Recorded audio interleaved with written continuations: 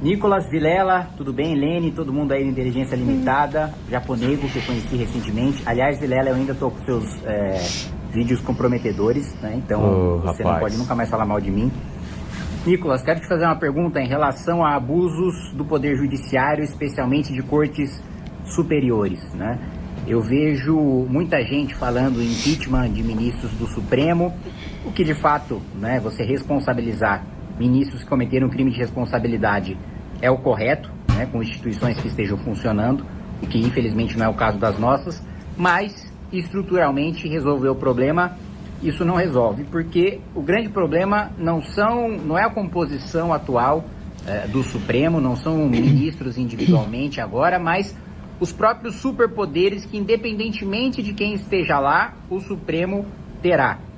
Por isso eu tenho como proposta, né, eu tenho uma PEC já do primeiro mandato para tirar, né, o Supremo Tribunal Federal do Poder Judiciário e ele ser uma corte constitucional autônoma, né, que não julga casos criminais, que portanto a gente estaria tirando o poder grande do Supremo, que é utilizado como objeto de barganha, né, para pressionar parlamentares. A gente tira o poder do Supremo de julgar pessoas, né, parlamentares, etc., e faz com que eles se tornem cortes constitucionais autônomas, né, como acontece nos países europeus. Queria saber a sua opinião em relação a isso, ou se você tem outra solução estrutural para esse assunto. Olha, Kim, gostei da pergunta e concordo de que o problema é muito mais profundo, né, do que simplesmente um impeachment. A ideia do impeachment, eu acredito, é para poder mandar um recado muito simples de que esses ministros não são intocáveis. Então, assim, nunca se ouve no Congresso Nacional pautar um pedido de impeachment de algum ministro do STF.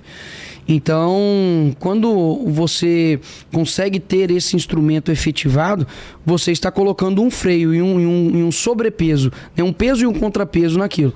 Não é à toa que tem esse instituto na Constituição, porque te dá a condição de você fazer isso, e com um intuito de, olha, por mais que, por exemplo, saia o ministro Alexandre de Moraes, e o Lula tem que indicar outro, por mais que seja um outro indicado, você concorda comigo que aquela corte fica, poxa, eu não vou fazer a mesma coisa, que se eu fizer vai ter punição para mim. O que hoje não acontece é que não há nenhum tipo de punição para nenhum tipo de medidas, como por exemplo o Kim citou, do tipo,